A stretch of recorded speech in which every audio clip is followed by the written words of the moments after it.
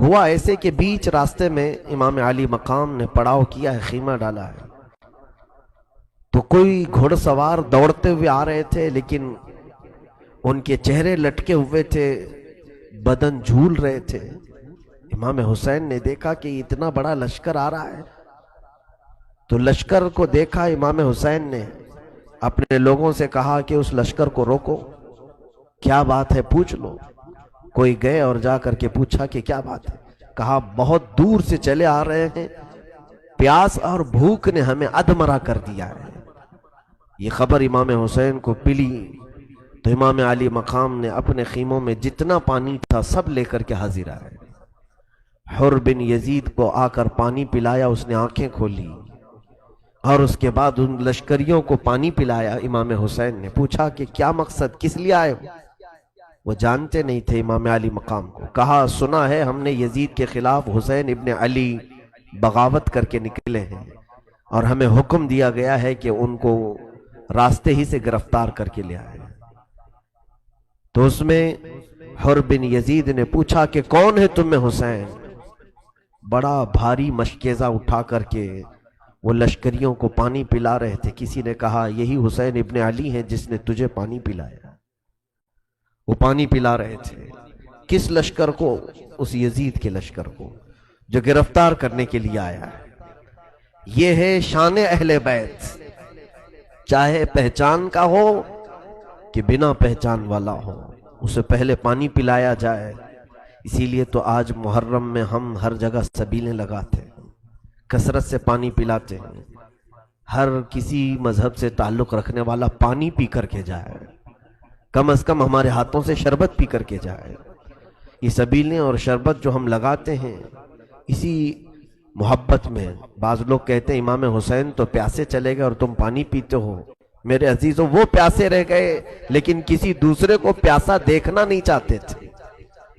امام علی مقام کی یہ شان تھی، انہیں زیادہ عزیز تھا لوگوں کو پانی پلانا، کیونکہ خاندان بنی ہاشم کا تعلق ایسے کام سے تھا کہ حاجی جب حج کے لیے آتے تھے سال بھر میں، یہی بنی ہاشم، یہی قبیلہ پورے حاجیوں کو زمزم کا پانی پلانے کے لیے مقرر تھا۔ تو پانی پلانا تو ان کی خاندانی روایت تھی۔ حسین ابن علی رضی اللہ تعالیٰ عنہ نے حر بن یزید سے کہا کہ تم کس لیے آئے ہو؟ کہا ہم آپ کو گرفتار کرنے آئے ہیں، آپ نے خروج کیا ہے امیر المومنین کے خلاف، یزید کے خلاف، آپ نے بغاوت کی ہے، اس لیے ہم آپ کو گرفتار کرنے آئے ہیں۔ حضرت امام حسین رضی اللہ تعالیٰ عنہ نے کہا تو مجھے گرفتار کرے گا؟ اور اس کے بعد اس کی باتوں کا خیال نہیں کیا، آگے چل پڑے، اور اس کے بعد اپنے قافلے والوں سے کہا کہ خیمے اٹھاؤ اور چل پڑو۔ اس کی بات کی طرف توجہ ہی نہیں دی، اس نے پھر للکارتے ہوئے پیچھے کی طرف بڑھا اور امام علی مقام سے کہا رک جائیں، ہمارے ساتھ آپ کو چلنا پڑے گا۔ امام حسین نے کہا ثقلت کا امک، تیری ماں تجھ پر روئے۔ یہ جملہ عرب میں کہا جاتا ہے، کسی کے موت کی بات کہی جانی ہو، تیری ماں تجھ پر روئے، کیا تو مجھے گرفتار کرے گا؟ حر بن یزید نے پلٹ کر کے ایک جملہ کہا، اے حسین، عرب کا کوئی دوسرا آدمی یہ جملہ کہتا تو میں ضرور اسے جواب دیتا، لیکن تمہاری ماں کو میں کیسے کہوں کہ تم فاطمہ کے بیٹے ہو؟ اسے اتنی خبر تو تھی کہ زہرا کا بیٹا ہے، اور اس نے گالی نہیں دی امام علی مقام کو۔ امام حسین نے وہیں سے یہ دیکھا کہ یہ زہرا کا چاہنے والا ہے، یہ فاطمہ سے محبت تو کرتا ہے۔ بہرحال اس قافلے کو آگے بڑھایا جاتا رہا، یہاں تک کہ حر بن یزید نے آگے پہنچ کر کے پھر قافلے کو روکا۔ امام حسین نے کہا کہ تم آخر چاہتے کیا ہو؟ کہا اے حسین ابن علی، میں آپ سے جنگ نہیں چاہتا، لیکن میں اپنے امیر کی اطاعت کرتا ہوں، میں اپنے حاکم کی، خلیفہ کی اطاعت ضرور کروں گا۔ تو بعد میں بات ایسے اتفاق پائی کہ اس نے کہا، حر بن یزید نے، ایک کام کریں آپ، کوئی ایسا راستہ لے لیں جو مدینے بھی نہیں جاتا ہو، کوفہ بھی نہیں جاتا ہو، کوئی دوسرا راستہ آپ اختیار کر لیں تاکہ میں اپنے امیر کی خلاف ورزی کرنے سے بچ جاؤں، نافرمانی کرنے سے بچ جاؤں۔ امام حسین نے اس کے مشورے کو قبول کیا اور بیچ کا ایک راستہ لے لیا جو نہ کوفہ کی طرف جاتا تھا نہ مدینے کی طرف. یہ راستہ چل پڑا. کافی دور آنے کے بعد حر بن یزید نے کہا اب یہاں پر روک لیجئے، دریائے فرات قریب ہے، پانی وغیرہ آپ کو بھی ملے گا ہمیں بھی مل جائے گا، روک دیں آپ یہاں پر. تو امام حسین نے پوچھا کہ یہ کون سی جگہ ہے، یہ کون سا علاقہ ہے؟ تو حر بن یزید نے کہا ہاذا مقام کربلا، اس جگہ کو کربلا کہا جاتا ہے. امام حسین نے کہا ہاذا مناخ رکابنا ومحط رجالنا رحالنا ومقتل رجالنا، یہی وہ جگہ ہے جہاں ہماری اونٹنیاں اتریں گی، ہمارے سوار یہاں اتریں گے، اور یہی وہ جگہ ہے جس کے متعلق میں نے سنا ہے کہ ہمارے جوانوں کی قتل گاہ ہے. آپ رک گئے، دریائے فرات کے بالکل پاس میں خیمے لگائے گئے. حر بن یزید، شام کا وقت ہوتا ہے، امام علی مقام نے جب اذان دی اور نماز کی تیاری کی، اس سے پوچھا تم اپنی الگ جماعت بناؤ گے یا ہمارے ساتھ نماز پڑھو گے؟ حر بن یزید نے کہا اگر حسین ابن علی امامت کر رہے ہوں تو مجھے امامت کا حق کیسے ہے؟ میں آپ کے پیچھے نماز پڑھوں. نماز ان کے پیچھے پڑھا. لشکر لے کر کے آیا ہے، مخالفت میں گرفتار کرنے کے لیے آیا ہے، اور نماز انہی کے پیچھے پڑھ رہا ہے. امام علی مقام کے پیچھے نماز ادا کیا. اس کے بعد امام حسین ابن علی رضی اللہ تعالیٰ عنہ نے اس سے کہا کہ دیکھو ہم صلح کی بات کرتے ہیں، ہم امن کی بات کرتے ہیں، تم لکھ کر کے بھیجو کہ ہم جنگ نہیں چاہتے، قتل نہیں چاہتے، خون ریزی نہیں چاہتے. میں تمہارے لیے صلح کی بات پیش کرتا ہوں. اس نے حاکم کوفہ عبید اللہ ابن زیاد کے پاس خط لکھا کہ حسین لڑنا نہیں چاہتے اور ہم نے ان کا راستہ روکا ہوا ہے. خط آنے کے بعد اس کو حر بن یزید کی بات پر یقین نہیں آیا. اس نے عمرو بن سعد نامی ایک شخص جو سعد ابن ابی وقاص رضی اللہ تعالیٰ عنہ کا بیٹا ہے، عشرہ مبشرہ میں سے ہیں وہ صحابی، اسے ایران کی حکومت دینے کا لالچ دی گئی تھی. حاکم کوفہ ابن زیاد نے اسے طلب کیا اور کہا کہ پہلے تو حسین کا یہ معاملہ نپٹ، اس کے بعد تجھے ایران بھیجا جائے گا. وہ 4000 کا لشکر لے کر کے آیا اور اسے امام حسین ابن علی کے پاس بھیجا گیا. اچانک رات کو امام حسین رضی اللہ تعالیٰ عنہ 2 محرم کو کربلا اتر چکے تھے، اور 7 محرم آئی جب تک تو دریائے فرات پر پورا قبضہ آپ کا تھا. ابن سعد رات کو آیا، 4000 کا لشکر لے کر گھوڑے دوڑاتے ہوئے آئے. عمرو بن سعد آگے بڑھا اور کہا اے حسین ابن علی، جبکہ وہ عمرو بن سعد امام حسین کی ساری فضیلتوں سے اچھی طرح واقف تھا. وہ جانتا تھا کہ رسول اللہ کے نواسے ہیں، ان کی فضیلت میں کیا کیا حدیثیں ہیں، اسے سب معلوم تھا. ایران کی کرسی نے اسے بیوقوف بنا دیا، پاگل بنا دیا تھا، اور اس نے آ کر کے کہا اے حسین، آپ نے خروج کیا ہے خلیفہ برحق کے خلاف، ہم آپ کو گرفتار کر کے لے جائیں گے. یا تو آپ یزید کی بیعت کو قبول کر لیں یا ہمارے ساتھ جنگ کرنے پر تیار ہو جائیں. امام حسین رضی اللہ تعالیٰ عنہ نے اسے بھی سمجھایا، رات کو بلایا، کہا میں 3 تمہیں آپشن دیتا ہوں، اختیارات دیتا ہوں، اس میں کوئی ایک چیز پسند کر لو.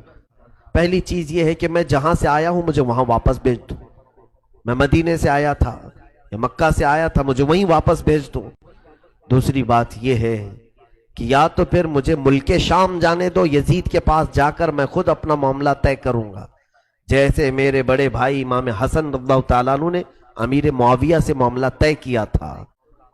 تیسری بات یہ ہے اگر تم مجھے واپس مدینہ بھی نہیں جانے دینا چاہتے، ملک شام بھی نہیں جانے دینا چاہتے، تو یا تو پھر مجھے کسی دریا کے کنارے ساحل پر بھیج دو، میں اپنی عمر کی بقیہ زندگی کے ایام وہیں پر کاٹ لوں گا اپنے خاندان والوں کے ساتھ. میں صرف یہ چاہتا ہوں کہ ہمارے خون سے تمہارے ہاتھ رنگین نہ ہو، قیامت کے دن تمہیں اس خون کے عوض دوزخ میں نہ ڈالا جائے. عمرو بن سعد کو ان کی بات کا اثر ہوا. اس نے پھر ابن زیاد کو خط لکھ کر بھیجا کہ اچھا ہوا کہ معاملہ سلجھ گیا، حسین لڑنے کے لیے نہیں آئے ہیں، انہوں نے یہ 3 آپشن دیے ہیں، عبیداللہ بن زیاد کوفہ کا جو گورنر تھا، اس کے دربار میں کئی لوگ بیٹھے تھے، اس نے مشورہ کیا۔ وہاں پر ایک شخص شمر ذی الجوشن بیٹھا ہوا تھا۔ اس نے کہا واللہ اگر حسین کو آپ نے واپس پلٹا دیا تو آپ کی ذلت ہو جائے گی، وہ آپ کے علاقے میں آئے ہیں اور آپ کی اطاعت کیے بغیر وہ واپس چلے جائیں گے۔ اور رہی بات عمرو بن سعد کی، ہم نے سنا ہے کہ رات رات بھر بیٹھ کر کے حسین کے ساتھ میٹنگیں کرتا ہے، وہ ان سے جا کر کے مل لیا ہے۔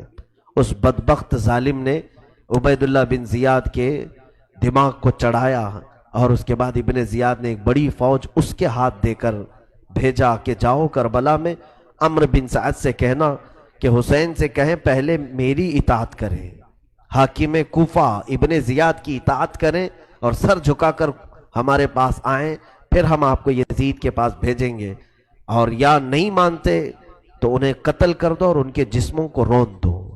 شمر ذی الجوشن کو یہ پیغام دیا اور کہا عمرو بن سعد کو یہ بتا دینا، اور اگر عمرو بن سعد نہ مانے تو پہلے اس کا سر کاٹ لینا اور تم اس کی فوج کو اپنے حوالے کر اپنے تابع میں لے لینا۔ یہ شمر ذی الجوشن کئی ہزار کا لشکر لے کر پھر کربلا میں پہنچا۔ یہ 9 محرم تھی۔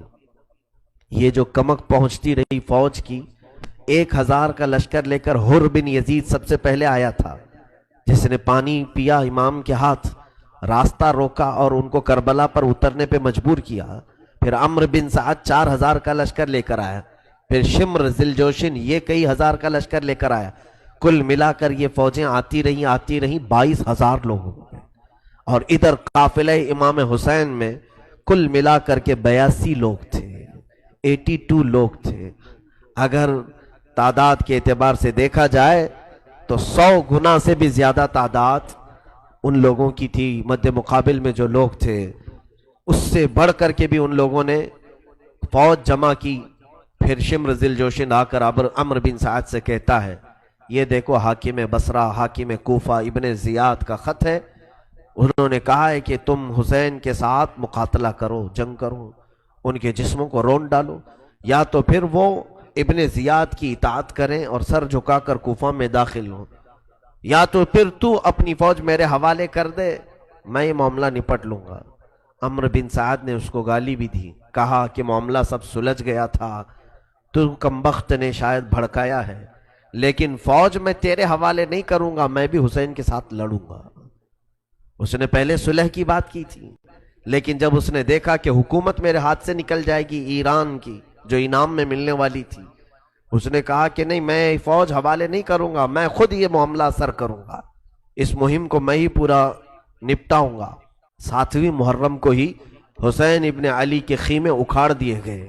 سیدنا امام علی مقام حسین رضی اللہ تعالیٰ عنہ ہیں اس قافلے میں، آپ کے 3 صاحبزادے ہیں، علی اکبر، علی اوسط، امام زین العابدین، علی اصغر، چھوٹے سے بچے، اور امام علی مقام کی 2 بیویاں ساتھ میں ہیں، بی بی شہر بانو اور حضرت علی اصغر کی ماں ام لیلہ، اور ان کے علاوہ حضرت امام حسن رضی اللہ تعالیٰ عنہ کے صاحبزادوں میں 3 یا 5 صاحبزادے تھے۔ حضرت علی کرم اللہ وجہہ الکریم کے 5 بیٹے اور تھے جو دوسری آپ کی زوجہ محترمہ سے تھے۔ امام مسلم بن عقیل کے 3 شہزادے اور تھے، 2 تو کوفہ میں شہید ہو گئے تھے۔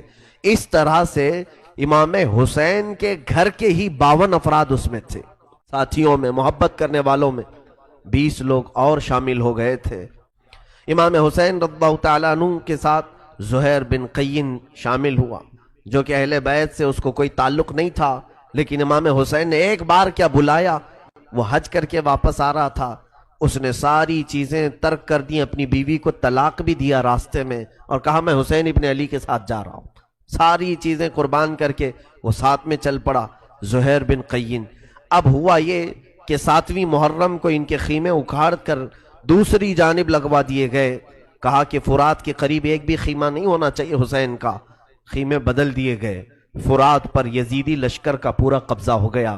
7 محرم سے امام علی مقام کے پورے قبیلے، پورے خاندان پر پانی کو بند کر دیا گیا تھا۔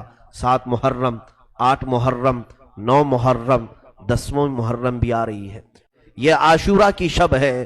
امام علی مقام نے اپنے پورے خاندان والوں کو جمع کیا، پورے لوگوں کو جمع کیا اور ایک فصیح و بلیغ خطبہ دیا۔